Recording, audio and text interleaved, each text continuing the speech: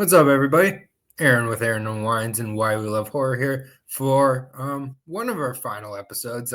We've made it through the 10, 11, however many Friday the 13th movies there were. Did the reboot, remake, and had an okay time with that. And, at Aaron and Wines, we dig a little deeper. And I decided to dig a little deeper into a couple of the fan films. And there's quite a few fan films with Friday the 13th, maybe other franchises too. And I haven't looked into it. But I know with Friday the 13th, there's quite a few. You can find them easily available at this point on YouTube, a ton of them. I chose two of the ones that seemed to come into the conversations when I was researching this the most. The first one that came to mind for me is Friday the 13th Vengeance. This one's from 2019, and it is directed by Jeremy W. Brown and Dustin Moncrief. T.C. DeWitt and Mike Mead wrote this one. I'm not going to go into super detail with these, but I would say to watch these, check them out. They're pretty cool, especially if you're a fan of this, franchise and everything like that. So I would definitely recommend checking these out with Friday the 13th Vengeance. This one, it definitely looks like a real movie, and I don't mean to say that in a demeaning way, but looks like a real movie. It has a decent production value to it, has some effects at times that are, so, just like most of the series. It's a pretty interesting idea. It takes the idea of after Friday the 13th, 6, when Jason's father finds an empty grave. It takes that 30 years later and basically is holding all those people responsible. Long End, it's a good premise. The execution of it wasn't my favorite. The acting was a bit rough from the non-main characters. It definitely has love to Henry Manfredi, one of the characters, Tommy Jarvis. A bunch of names are brought forward. It definitely has love. It's a huge fan. And, it was an interesting way to take it after part 6 with Elias Voorhees kind of going on revenge, and then Jason Voorhees also going on a revenge tour. If you have Sexy Die, all the rules are there. It's definitely a fan film. But the one that I want to actually focus on more is the one that I came to afterwards. I was originally just going to go with the Vengeance series. I decided after the first one, I wanted to look into a different fan film, and I went with Never Hike Alone. It's a Friday the 13th fan film. This is the final cut right there, which, interestingly enough, at this point, I believe there's 4 or 5 Never Hike Alone movies that have been made, directed and written by Vincent DeSanti. This guy's a badass. He plays Jason Voorhees as well in the movie. In the movies, I've only seen the first Never Hike Alone so far. There's a Never Hike Alone 2. There's a Never Hike Alone in the Snow, Jason Rising, and then Never Hike Alone 3 is coming out. I am going to be reviewing Never Hike Alone 2 next week on the channel because I'm sold on this guy. Vincent DeSanti, you have my attention. I probably should have known about this a while ago because it's from 2017, but I think it's a really great premise. It almost is similar to the approach I feel like Prey used, the Predator movie prequel that came out a couple of years ago, where it just more simplified the overall story again and kind of went back to basics with a really interesting twist on it. Here, it's a hiker who has tons of survival skills. He's hiking by himself, and he ends up stumbling basically on the old camp and discovering a bunch of old secrets about Camp Crystal Lake. Jason comes back, and they go at it.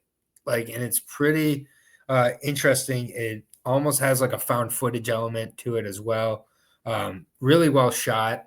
And yeah, I was just really, really embarrassed, or not really entranced by this movie, like a good found footage movie does. I just think that this is really well done. The main guy is played by Kyle MacLeod, I believe is how you say his name. Just really, really good stuff here.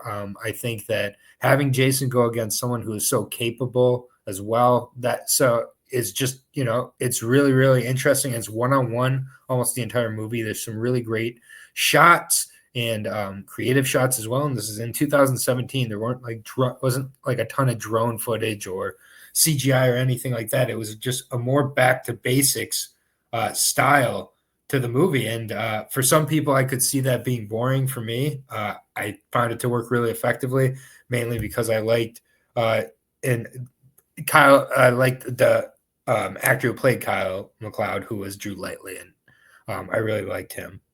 So Sean helped write this movie, the writer of the first Friday the 13th movie.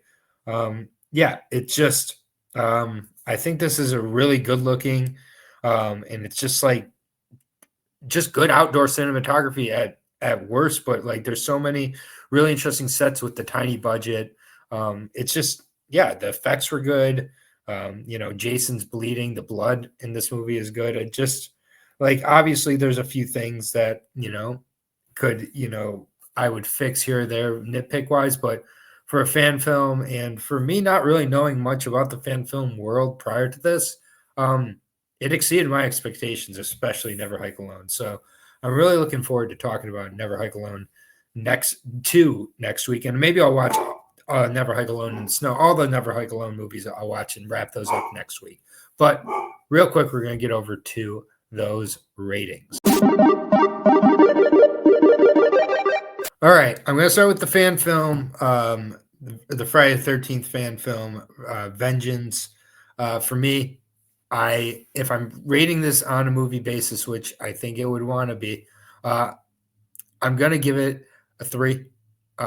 It's okay, and that is both for the regular rating and the enhanced rating. I don't think it particularly gets enhanced that much, but yeah, it's kind of middle of the road for me in the series and overall as a movie. But I'd still really respect the effort. Never Hike Alone, however, that movie, one of my favorite surprises of the year so far, if I'm being honest, of a movie not from this year, obviously, but I just thought this movie was really, really interesting. I love a good found footage movie. I like the characters. I thought the Vincent DeSanti as Jason was impressive as well. Good blood, good ending, really good fan film and regular film. So for me, I'm going to give it 4.5 videotapes. There's not a lot I would adjust about this. And for the enhanced rating, we'll go ahead and go to perfect 5. This is one of my favorite Friday the 13th movies I've seen. It's really, really good. I highly recommend. Obviously, a ton of people checked it out, millions and millions of views, but I'm late to the party here. But I highly recommend it to anybody who's like maybe hesitant on the whole fan film experience and thinking, oh, well, I have a lot of real movies to see or whatever. No, this one's legit. Had a really good time with it and looking forward to the next one for the rest of the Never Hike Alone series. And I can't wait for Never Hike Alone 3, which hopefully all 3 of us on the channel will review.